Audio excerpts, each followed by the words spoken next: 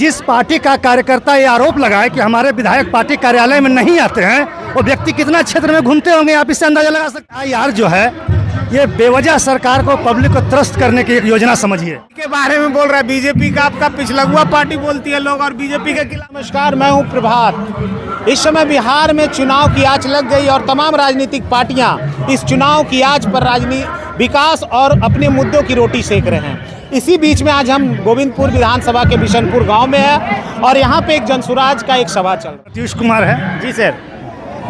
और किसी पार्टी से जुड़े हैं क्या आप? हम जनसुराज से हैं। अच्छा, आप जनसुराज ही हैं। नरहट प्रखंड अध्यक्ष हैं और फिलहाल हिसुआ विधानसभा चुनाव प्रभारी भी हैं। आपके चैनल के माध्यम से आपके तमाम दर्शकों को मैं धन्यवाद देता हूं, प्रणाम करता हूं।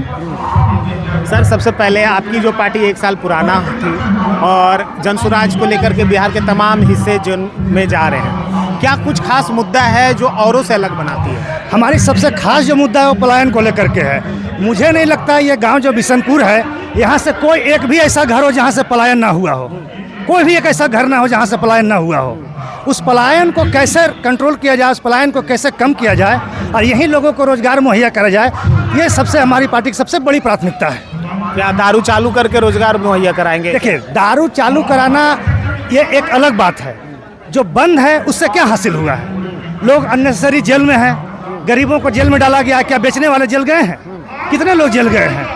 महिलाओं का तो सबसे पहले कहना कि अगर बिहार में दारू बंद है, शराब बंदी है, ये काफ़ी अच्छा चीज़ है। लेकिन प्रशांत किशोर कहते हैं जब वो सत्ता में आएंगे तो पहले घंटे ही शराबबंदी को समाप्त करेंगे। इसको आप कैसे देखते हैं? ये शराबबंदी की बातें सरकार की खोखली बातें हैं, कहीं धरातल पर नहीं है। खुलेआम यहाँ देखिए, बगल में बॉर्डर है, यहाँ से दारू सप्लाई होता है। क्या करती है पुलिस? सारी संस्था, सारे इंस्टीट्यूशन को सरकार ने इसी में लगा दिया और सरकार अस्त व्यस्त हो चुकी है।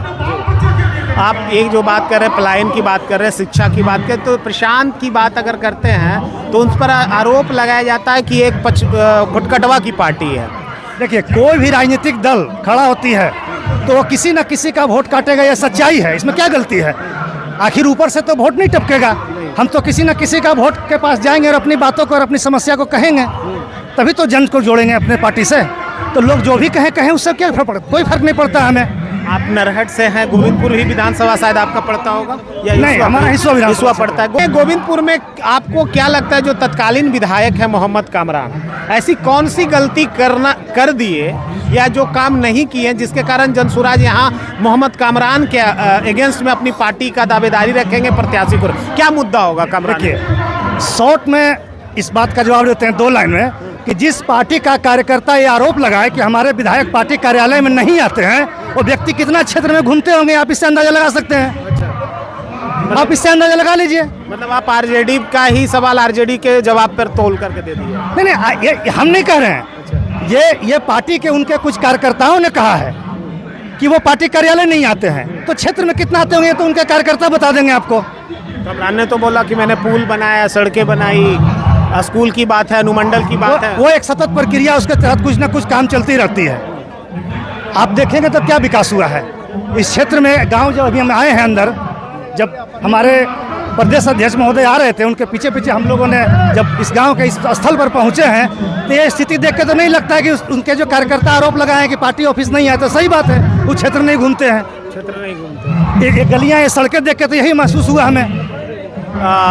अभी जिस आनंद देव प्रयोग का ये सभा चल रहा है, उनके पिताजी भी शिक्षा मंत्री रह चुके हैं, आरजेडी से जनता दल से जीते थे, विधायक भी रह चुके हैं। ये उन्हीं का क्षेत्र। पिताजी जब शिक्षा मंत्री थे तो गोविंदपुर में कॉलेज नहीं दिला पाए, क्या भविष्य में वो विकास कर पाएंगे?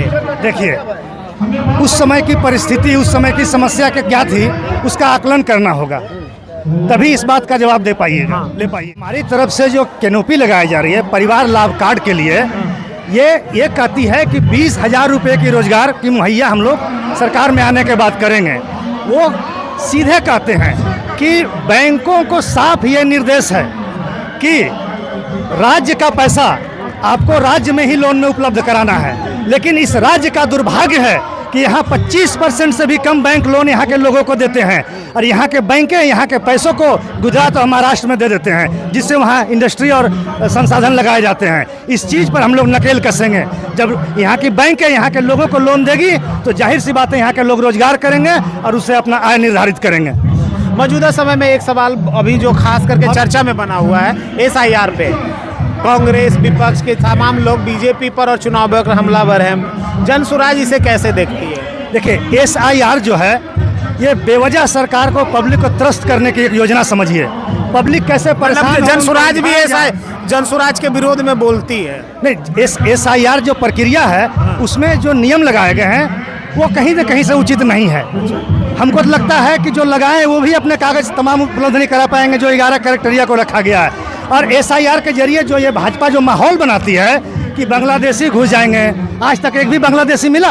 एक भी नहीं मिला। आपको बता देते हैं कि जिस पर आरोप लगाते हैं कि ये सीमांचल की एरिया है, तो सीमांचल का जो 4 जिला है वो मुख्यतः नेपाल से सटा हुआ है, वो बंगाल से थोड़ी ना सटा हुआ है। तो फिर लोग कैसे वहाँ से आएंगे? वो तो नेपाल से सटा हुआ मुक्त एरिया है। तो ये लोग क्या बोलते हैं, इनको खुद अपना आकलन नहीं है। पहले इनको कहिए कि बिहार का नक्शा अच्छा से देखें। बीजेपी के बारे में बोल रहा है, बीजेपी का आपका पिछलगुआ पार्टी बोलती है लोग, और बीजेपी के खिलाफ में बोलिए। देखिए कहने दीजिए ना, कहने वालों क्या है। बीजेपी भी किसी समय कब आई है? किसी समय 2 उनके लोकसभा सांसद थे, आज पहुंचे हैं। तो कोई ना कोई कहीं ना शुरुआत करता है। आखिर हम लोग जनता उनके वादों, उनके किए कर्मों से त्रस्त है, तभी जनसुराज से जुड़ रहे हैं। ये जो भीड़ देख रहे हैं, ये हजारों की संख्या में जो हमारे प्रदेश के अध्यक्ष को सुनने आए हैं, ये कहीं ना कहीं उनकी व्यवस्था और उनकी बनाई गई शासन से त्रस्त हैं।